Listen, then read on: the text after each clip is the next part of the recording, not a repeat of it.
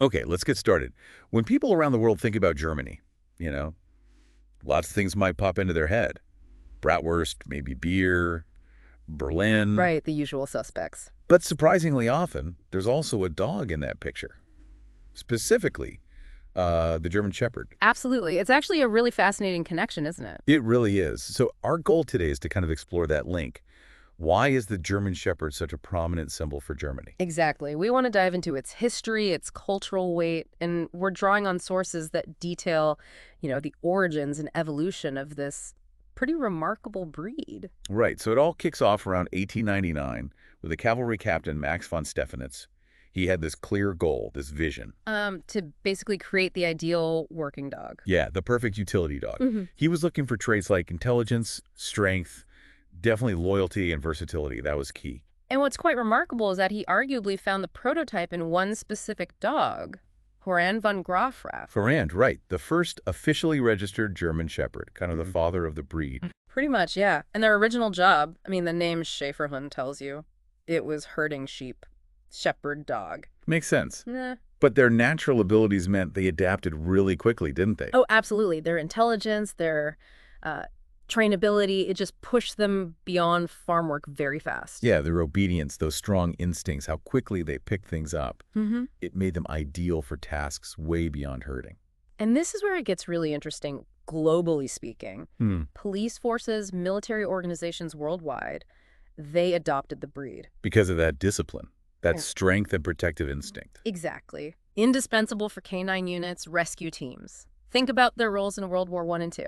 Messenger dogs, search and rescue, guard dogs. Wow. So they really proved their worth in some extreme situations. For sure. And that earned them huge international respect.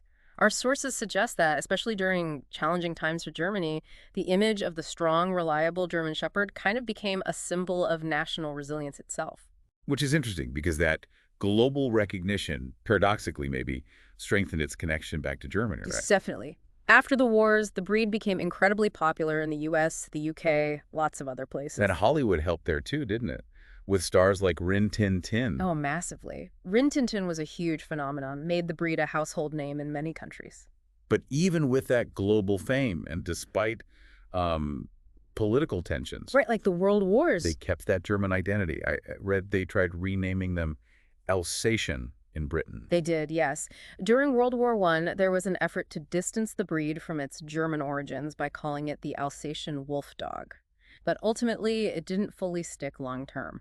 Why do you think that is? The sources mentioned the renaming attempts failed, but... Well, the sources don't give one single reason, but the name German Shepherd Dog was already quite established. And perhaps that deep connection to its specific origins, the Stephanitz story, was just too strong to erase completely. The name itself became iconic.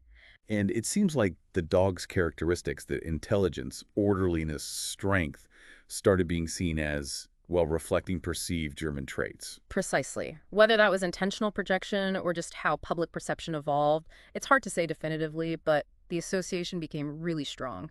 Precision, order, strength. People linked it to the dog in the country.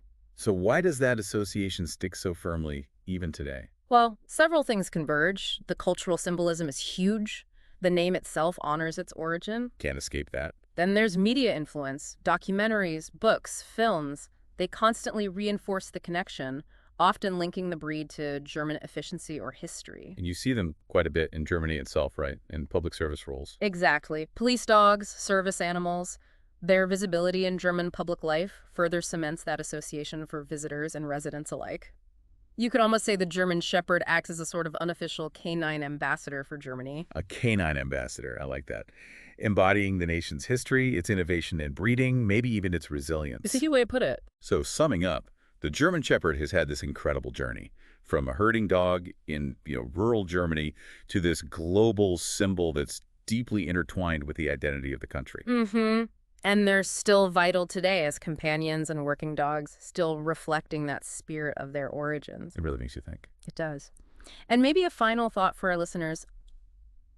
Thinking about the German Shepherd's journey, what other seemingly everyday things, objects, animals, maybe even foods might carry that kind of significant national symbolism? That's a great question. Yeah, what does it tell us about how we perceive different cultures?